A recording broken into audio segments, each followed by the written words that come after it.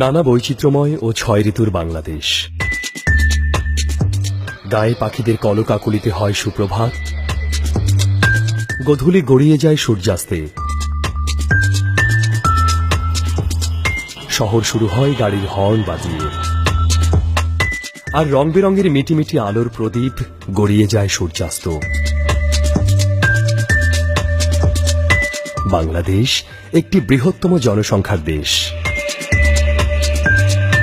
দেশে বেকারত্ব দূরীকরণ, শিক্ষার উন্নয়ন, আত্মকর্মসংস্থান সৃষ্টির জন্য গণপ্রজাতন্ত্রী বাংলাদেশ সরকারের পাশাপাশি বেসরকারি প্রতিষ্ঠানগুলোর মধ্যে ডেস্টিনি 2000 লিমিটেড গুরুত্বপূর্ণ ভূমিকা পালন করার জন্য ক্ষুধামুক্ত, দারিদ্র্যমুক্ত, সমৃদ্ধশালী বাংলাদেশ গড়ার জন্য 5 জানুয়ারি 2001 সাল থেকে সরকারের সকল প্রকার নিয়ম নীতি মেনে যাত্রা শুরু করে।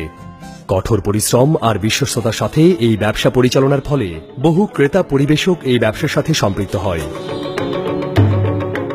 মাত্র কয়েক বছরে ডেস্টিনি 2000 লিমিটেড একটি স্বনামধন্য ব্যবসায়িক গ্রুপে পরিণত হয়েছে। 35টি সহযোগী প্রতিষ্ঠান নিয়ে এগিয়ে চলতে থাকে ডেস্টিনি গ্রুপ।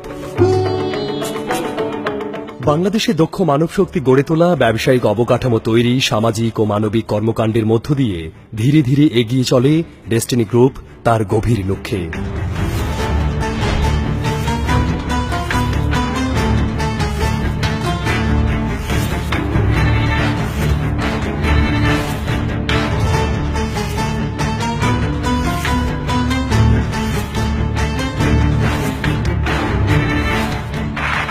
আপনাদের বিরাট সাম্রাজ্যের সাথে আমার পরিচয় আসলে ছিল না, একটা ভাষা ধারণা ছিল।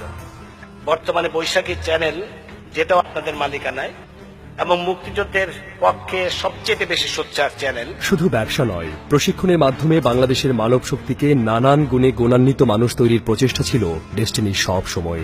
দেশপ্রেমিক, আত্মনির্ভরশীল, মনুষ্যত্ববোধ, মানবিক আচরণ, সত্য ও ন্যায়পরায়ণ হওয়ার জন্য বাস্তব প্রয়োগের শিক্ষা কেন্দ্র ছিল ডেস্টিনির ট্রেনিং সেন্টার।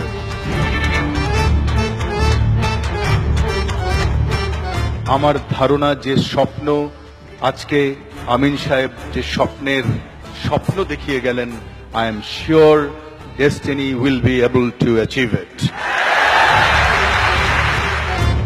ডেস্টিনি 1 কোটি মানুষের আত্মকর্মসংস্থান সৃষ্টি করার জন্য প্রায় বাস্তবায়নের পথে যখন 45 লাখ ডিস্ট্রিবিউটর ও 3000 কর্মরত কর্মচারী ও উৎপাদনমুখী বিভিন্ন প্রতিষ্ঠান নিয়ে ব্যবসায়ের উন্নতির পথে, ঠিক তখন উদ্দেশ্য প্রণোদিতভাবে ডেস্টিনির বিরুদ্ধে বিদ্বেষমূলক প্রতিবেদন বিভিন্ন প্রিন্ট ও ইলেকট্রনিক মিডিয়ায় মিথ্যা, বানোয়াট ও তথ্য বিভ্রান্তমূলক সংবাদ প্রচার ও প্রচারিত হতে থাকে এক নাগাড়ে।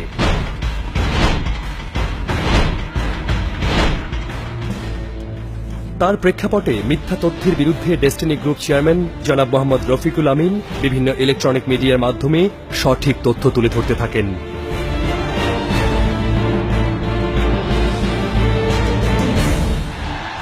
ডেস্টিনি গত 11 বছরে এমন কোন কাজ করেনি যেখানে প্রতারণা বা যেখানে কোন দুর্নীতির আপনারা লেশ পাবেন।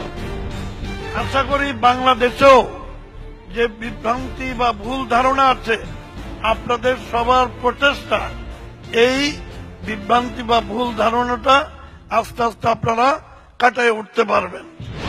উক্ত প্রতিবেদনের সত্যতা যাচাই বাছাই না করে ডেস্টিনি গ্রুপের চেয়ারম্যান জনাব মোহাম্মদ হোসাইন ও ব্যবস্থাপনা পরিচালক জনাব মোহাম্মদ রফিকুল আমিন সহ 22 জনের বিরুদ্ধে 2টি মামলা করে। উদ্ভূত পরিস্থিতির কারণে ডেস্টিনি পরিবারের সদস্যরা বেকার, কর্মহীন ও অর্থদৈন্যতার শিকার হয়ে চরম হতাশায় নিমজ্জিত হয়ে পড়ে। পরিবারের সদস্যরা তাদের স্বাভাবিক জীবনযাপন ফিরে পাওয়া ও সম্মানিত কর্মকর্তাদের মুক্তি, সরকারের দৃষ্টি আকর্ষণের জন্য শান্তিপূর্ণ কর্মসূচি যেমন সেমিনার, মিটিং, মানববন্ধন, প্রেস কনফারেন্স করতে থাকেন, যা বিভিন্ন গণমাধ্যমে প্রচারিত হয়েছে ও প্রকাশিত হয়েছে বিভিন্ন সময়ে।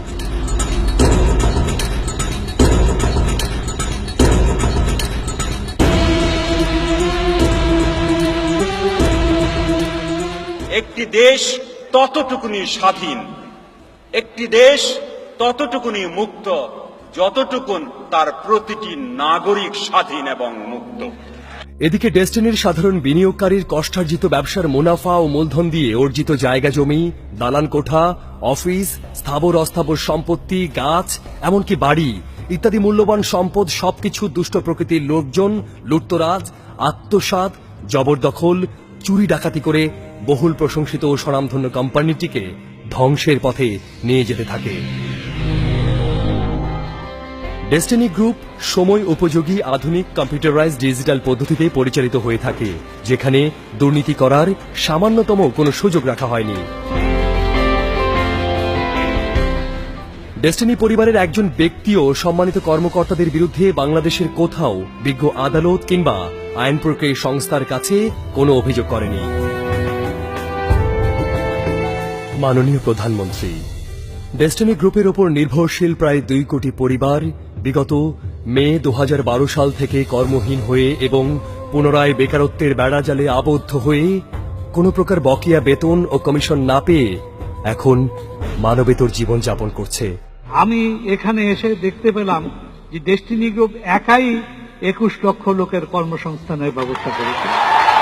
হয়তো একদিন আপনাদেরকে অনুসরণ করার জন্য সরকার আসবে, আপনারা আসুন, দেখান এবং কাজ করুন, যাতে এই দেশটাকে আমরা স্বনির্ভর দেশ গড়ে তুলতে পারি। 24 লক্ষ যুবক যুবতীকে কর্মসংস্থানের ব্যবস্থা করে দিয়েছেন, তাদের মধ্যে 5 লক্ষ মেয়ে এবং যাদের মধ্যে 5000 করদাতা আছেন যারা ট্যাক্স প্রদান করে থাকেন। অত্যন্ত আনন্দের কথা। মাননীয় প্রধানমন্ত্রীর সদয় দৃষ্টি আকর্ষণপূর্বক সবিনয় আকুল আবেদন এই যে দেশের স্বার্থে, জনগণের স্বার্থে সরকার ঘোষিত উন্নয়ন কার্যক্রমকে আরও বেগবান করতে ডেস্টিনির বিরুদ্ধে দায়েরকৃত মামলাগুলোর সঠিক বিচার বিশ্লেষণ করে ডেস্টিনির সকল ব্যবসায়িক কার্যক্রম অবিলম্বে যাতে চালু হয় এবং 45 লক্ষ বেকার ক্রেতা পরিবেশক বিনিয়োগকারীর বিনিয়োগকৃত প্রায় 7,000 কোটি টাকার স্থাবর অস্থাবর সম্পদ রক্ষায় আপনি এগিয়ে আসবেন, সেই প্রত্যাশায় বুক বেঁধে আছে ডেস্টিনির লাখ লাখ বিনিয়োগকারী।